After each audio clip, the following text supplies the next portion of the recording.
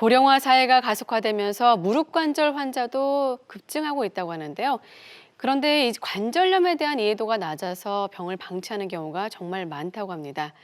조기에 정확한 원인을 찾아 치료해야 효과적인 이 무릎 관절 연골 및 관절염에 대해서 오늘 자세히 알아보겠습니다. 정형외과 김석종 교수 나오셨습니다. 안녕하세요. 네, 안녕하세요. 네.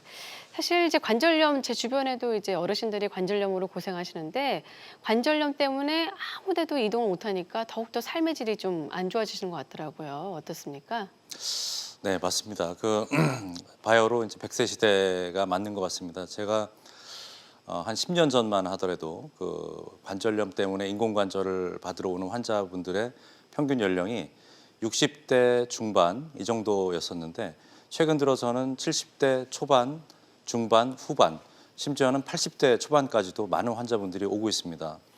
근데 이제 그런 환자분들이 오셨을 때 그래, 나이가 먹는 거는 좋은데 정말 건강하게 나이가 먹고 싶다 이런 말씀들을 많이 하십니다. 그래서 최근 심평원 자료를 보시면 한국인의 건강을 위협하는 대표적인 질병 순위 중에 우리가 뭐 가장 걱정하는 것은 암이라고 할 수 있겠지만 2위가 이렇게 관절염을 차지할 정도로 좀 더 건강하게 나이를 들고 싶어하는 그런 국민들의 염원을 나타낸 그런 지표가 아닌가 이렇게 생각이 됩니다. 네. 그 2위가 관절염이었군요. 좀 몰랐는데 사실 관절염이 가장 많이 발생하는 부위가 무릎으로 알고 있습니다. 네, 네. 뭐 특별한 이유가 있을까요?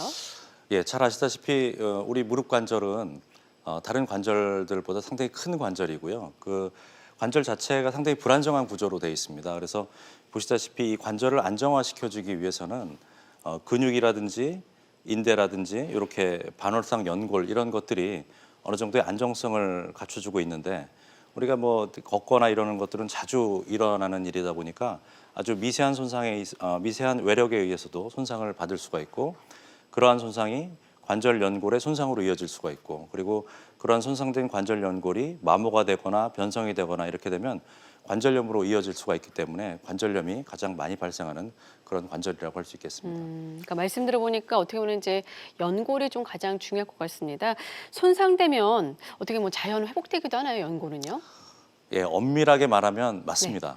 다만 크기가 작거나 범위가 넓지 않은 경우에 있어서는 주변의 연골 세포에 의해서 손상을 메워줄 수가 있습니다. 그렇지만 그 연골 세포 자체는 기질이라고 하는 부분에 둘러싸여 있기 때문에 손상 부위로 가서 이것을 채워줄 수 있는 그런 것을 잘 하지를 못합니다. 그러다 보니까 주변에 있는 어떤 그 활막이라든지 이런 쪽에 있는 세포들이 가서 그쪽을 도와주게 되는데 이렇게 작고 범위가 넓지 않을 경우에 있어서는 어느 정도의 재생이 이루어지지만 범위가 넓거나 관절 연골이 부분층 결손이 있거나 하는 경우에 있어서는 그 연골이 재생되는 데 있어서 한계가 있습니다. 네. 근데 사실 이제 관절염으로 이렇게 크면 진행될 가능성이 높다라는 말씀이신 것 같은데 이렇게 무릎 관절 연골의 손상의 원인은 어떻습니까? 예전에는 좀 사실 뭐 사고 때문에 그런 경우는 많이 봤지만요. 요즘엔 좀 그렇지 않은 것 같아요. 네, 맞습니다. 제가 사실 전공의 때뭐 네. 교수님들한테 관절염 왜 생기나요? 그러면은 교수님들이 야 임마 많이 써서 그렇지 뭐 이렇게 얘기하시는 그런 네. 정도 있었는데 예전에는 이렇게 웨어 앤 테어 그러니까 많이 써서 닳아져서 생기는 것이 관절염이라고 한다면 최근에는 사실 면역과 염증에 의해서 생기는 것이라고 하는 것이 큰 축이 됐습니다. 그렇지만 이 자리에서 이제 그런 것까지 말씀드리기에는 좀 무리가 있고요. 어떠한 연골 손상의 병변의 크기에 대해서 이렇게 말씀을 드리게 된다면 사이즈가 좀 작거나 이런 경우에 있어서는 우리가 그야말로 외상 그러니까 뭐 다치거나 삐거나 이러면서 손상이 됐을 때 그런 때 국소적인 연골 손상이 될 수가 있고 그리고 뼈와 연골로 가는 어떤 혈행이 장애가 생기면서 국소적으로 박리성 골연골염이라든지 골괴사 등이 생겨서 이렇게 국소적인 연골 손상이 생길 수가 있습니다.